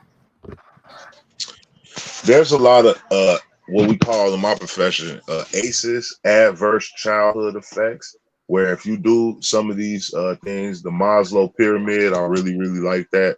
I'm gonna have to watch this tape again and go over some of that, add that to my tool belt. But we go through a lot of different practices. Basically, we look at violence as a disease, a disease, an illness, however you look at it. It takes healing. You need medication. You have to take a sequence of medications in some cases, depending on how ill you are. You know what I mean? And it's like I said, the pyramid, a lot identifying those issues, even from when you were a kid, transitional periods of time in your life. These things are to, in terms of youth or even as adults, because if you don't deal with it as a youth, you become a fucked up adult who didn't never deal with their issues. You know what I'm saying? So identifying all these issues helps put things into a different kind of perspective, because I truly believe, like, if a guy murders and rapes some kids, do some wild shit, yeah, call the cops, and then he should go to jail, right? But I don't even think we should have to wait for the cops, to be completely honest. If you're a serial murderer or serial rapist, right. I don't think we should have to wait for the cops. Well, I'm just saying, according to their system, right, somebody's in play for that. I agree that they have a place in society. I'm not just 100% against them. What I'm saying is, for what they're getting paid, man, there's so many other ways to put some of that money out here. It's just so, like, we can get into the numbers. That's not what I wanted to do on my comment, but we can get into the numbers, man. It's simple math. A lot of these different ideas we talking about in perspectives as far as community and addressing these issues, that takes minimal financing in terms of awareness and pushing that issue. And who's doing that? If you're not doing it locally, it's not getting done. There's funds available where we can work on these healing practices, and we have to start them because our government in which we live is not going to do that. You know what I'm saying? So definitely appreciate everybody's opinion. You know what I'm saying? This was an enlightening conversation. I always love wrapping it up with you guys. You know what I'm saying? But definitely, as far as at home issues, it's a disease. You learn it, you get it. It's contagious. Somebody beat you up in the street, shoot you. You want to, it's not so much revenge all the time. It's that get back. Like, man, oh, it happened to me. I don't want to be the neighborhood goofy or the next lame or vulnerable for somebody else to give me. I got to do something back. Some of these guys is on the wild side, just like so angry or so mad to the point that they just kill us and they just vicious. And some of them, it's too late for them. But that shouldn't stop us. To that topic that you brought up, essentially what you brought up was blood feuds, and I think that Instructor Mike and I actually touched on this a little bit in his episode, where that's what's perpetuating a lot of this. You kill my cousin, you kill my homie. Now there is no forgiveness, there is no healing. I gotta get back. And again, that episode is going to be releasing here in about 30 minutes, right on this YouTube channel, Mogul Minds channel with Instructor Mike. But the blood feuds is a really huge thing, and I think that you guys working in violence prevention, and then even though I don't agree with all of the policies, I do understand wherein these different gang units are aware of these things and are working to curb these things as much as they possibly can. I'm gonna leave that at that without elaborating too much. But Darrell, I'm gonna go ahead and let you finish. Acidian, I'm not sure who this person is. Acidian, he's been going hard with the comments. I posted a couple of them over the last few minutes. One thing that he said while I was talking about me not believing in scarcity is propaganda is to a democracy what violence is to a dictatorship. That's a quote by William Blum. He also said fear is a very powerful and effective tool for control. I think that was in relation to that scarcity conversation, and that's why people act the way that they act. Everybody thinks that they got to go do something because there's not enough. Even right here in this content creation sphere, a lot of people feel like they got to be the number one guy, and none of these people are going to be the number one guy. There is enough space for us all out here, and the sooner people understand that, the sooner we can actually get to helping each other and not so worried about what counting the other man's pocket. Before I move to the next person, Darrell, did you have anything else? I didn't. No, I'm pretty good, man. Like I said, just focusing in on them aces, knowing that it's a disease, contagious. You can catch it if it needs healing. It's different ways to work on healing, and I appreciate everybody else's methods as well, man. This was powerful for me. Much appreciated, sir. We appreciate you as always. You add enlightenment to the conversation. We are going to move on to the next person here. It doesn't look like we're going to get to many other topics tonight, but I am going to let everybody get their closing statements off. Since Ide is our resident Caucasian person, I feel like we haven't given him enough speaking time today. So we're going to pull in, a white voice real quick. So Ide, I know you were listening. I know you didn't really have a ton to say on some aspects of this conversation. Did you have any closing statements about this conversation we had today, what it was that you heard? And just, I thought the conversation. What's that, sir? My bad. Yeah, I'm getting like a little feedback, but no, I thought you guys had a great conversation. It was super insightful. I don't think anybody said anything wrong. I don't think anybody, I think there's a lot of ideas thrown around that could definitely be implemented. But the point of it all is just continue these conversations and force that change to happen that we want to see within schools, within family life, and all that. My closing statement is just go support my man Bruce. He's got a paint, puff, and sip this weekend, so that'll be happening at Mogul Minds Studios. Definitely go, check out what he got for you guys. There's still a few more tickets, I believe. So, go support, go have a good time. I wish I could be there, Bruce, but I had some things that are already arranged for that weekend, but the next one I'm there for sure. Yeah, I appreciate you and all the help and you've been providing in preparing this, in the preparation for this, so. Yeah. Bruce, I told me he just didn't want to come because he didn't have no date and he wasn't trying to come to the Paint and Sip Stag. Come on now, that's wild. You know he's lying. You welcome in the building anytime, man. No matter if you come with a date or not, so. David, did you have any closing statements about this topic as a whole and your perspective on it? I mean, it was a great topic. I'm glad that we stuck to it, didn't change off of it because there was a lot to talk about. It was very insightful. From everything that Instructor Mike said, it hit. Everything that he said.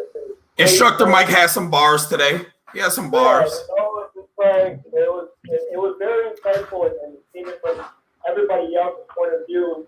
Especially the world with the kids, Dr. 90, so I-94. I mean, and it was a very good.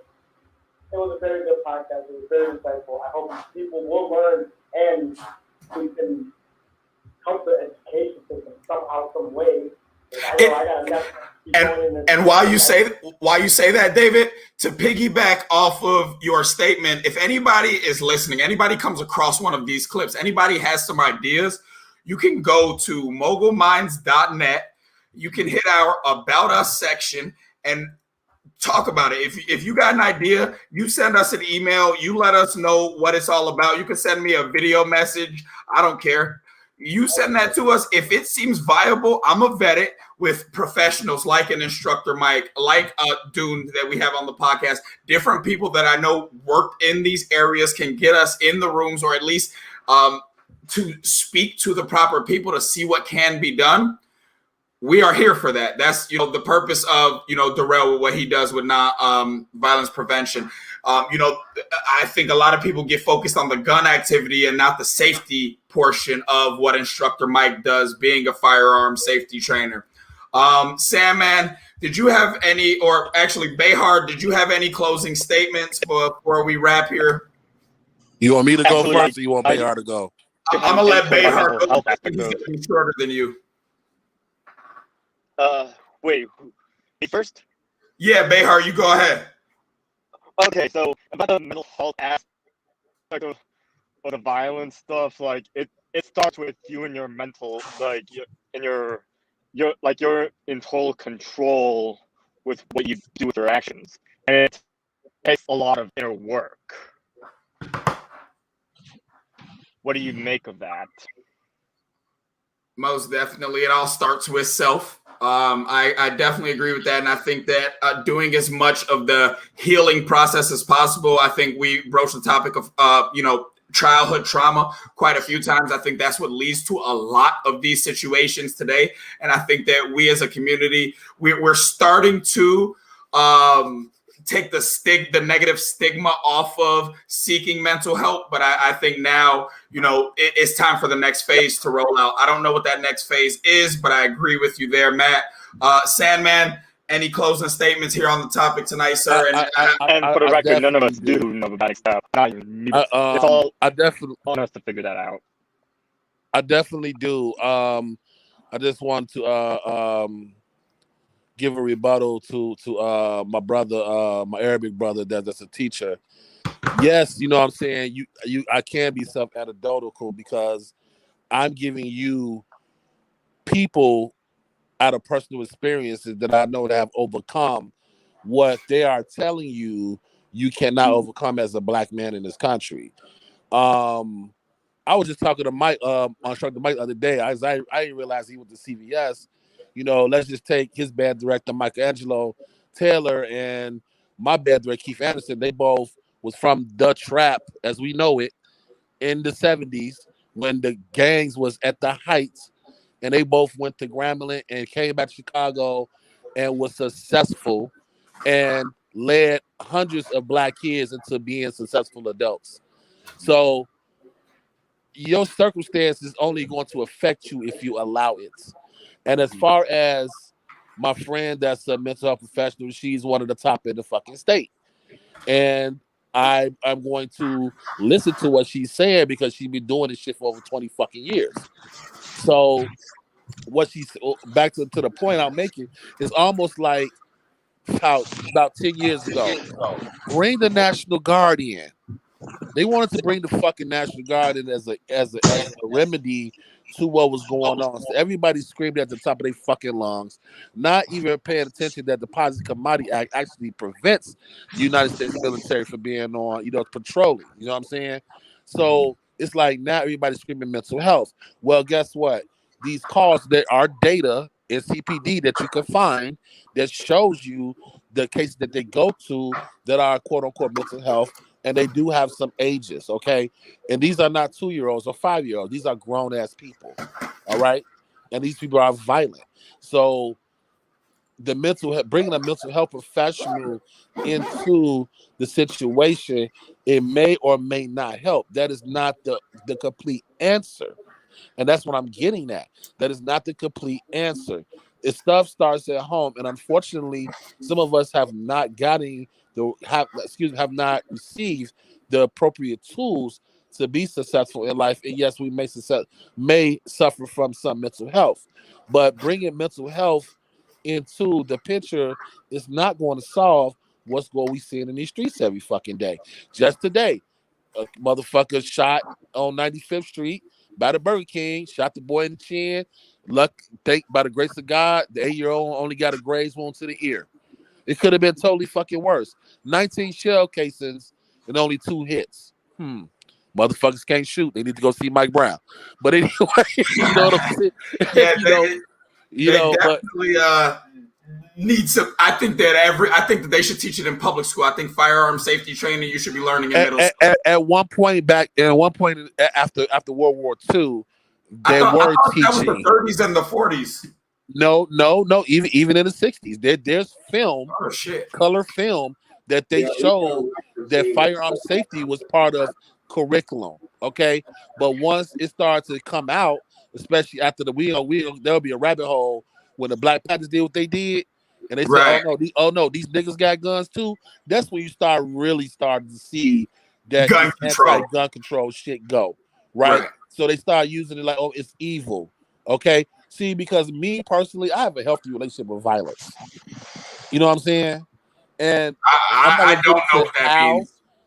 Because I have no problem using violence to protect me and my family. Okay. You know what I'm saying? I don't use it to bully. I don't use it to get ahead. I will use it only if it's deemed legally necessary. You see what I'm saying? You feeling me? Because we live in state Illinois. So you never want to be on the motherfucking offense. You always want to be on the defense. You see what I'm saying? So I have a healthy relationship with violence. But unfortunately, a lot of us do not have a healthy relationship with violence, and we use violence to motherfucking as a reaction tool to our fucking emotions. And that's what we really need to start focusing on. So, Sandman, I definitely would like for you to bring some data back, and I think that this is going to be an ongoing conversation. We might need to even do it on a different night, because I think that there's definitely important aspects of this conversation, and we definitely need to chop up bits of this so that I could, send it out to you guys. People can post it so that people can see. There was a lot of very important points made here tonight.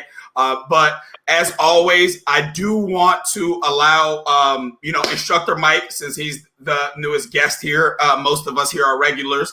Instructor Mike, I do want to give you a chance real quick to go ahead and, do your elevator pitch. Go ahead and promote yourself where people can find you, and, let them know about the podcast that we did. I'm going to go ahead and share the screen so that we're on you here, Instructor Mike, and I'll let you know in 1 second right when we are there. All right, so Instructor Mike, tell the people about you, sir. Tell them where to find you. All right. You can go to MikeBrownsClass.com or just look up security training concepts. I teach a lot of firearms, tactics and things like that, crisis intervention, a lot of stuff. Also, children's book author. So you can go to Mike Brown's Books, Mike Brown's Books, all one word, at, MikeBrownsBooks.com. A lot of stuff. Follow me on Facebook, Mike Brown, Instructor Mike. Instagram, TikTok, yes, Mike said it. My YouTube page, Instructor Mike. Yep, all that stuff. And Mike, who you do what exactly, just for the people who may be hopping in? People don't got good attention spans. I'm a firearms instructor. Children's book author, former cop, former military, and definitely have a healthy relationship with violence. And that's probably about as far as I'll go with that. We're gonna need to delve into that topic, and we're gonna definitely have to do a podcast, and the name of the podcast is gonna be A Healthy Relationship with Violence. Bruce, before we go ahead and get out of here, any last closing statements about the Paint a Sip coming up? For the people who have made it this far into the podcast that are watching at the end here, Bruce, if you want to give them a special promo code, I'll put it up on the screen for a second. Any final words here, Bruce? I'm going to spotlight you. Yeah, for anybody want to get tickets right now, you can go to mogulminds.net and go to the link where you see the Paint a Sip. If you hit me up online on Facebook or Instagram, I can get you a promo code for 35% off. This all be going down Saturday at 4152 West Armitage. Come through. It's gonna be lit. Paint a Sip. So I just want to thank everybody, and I appreciate everybody's opinions tonight on the topic tonight. I learned a lot for sure, and I just want to say thank you for everybody. This was a dope conversation for sure. I agree with you. I appreciate every single one of you guys that decided to join in tonight. I can't wait to, further these types of conversations. Anybody who has any favorite moments, any of the listeners, any of the viewers, anybody who thinks that we should cut out a couple of minutes so I could throw it up on IGTV, let me know what those minutes are and I'll get it done.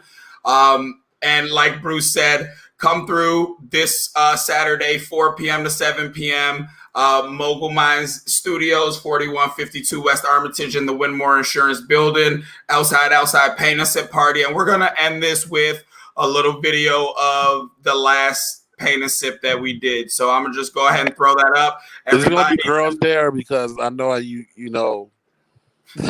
Well, my wife is coming. And some of her friends are coming, and one of my lady cousins is coming. But outside of that, I don't really look at the clients who buy tickets and be like, "Oh yeah, that's a girl." I don't live that life anymore.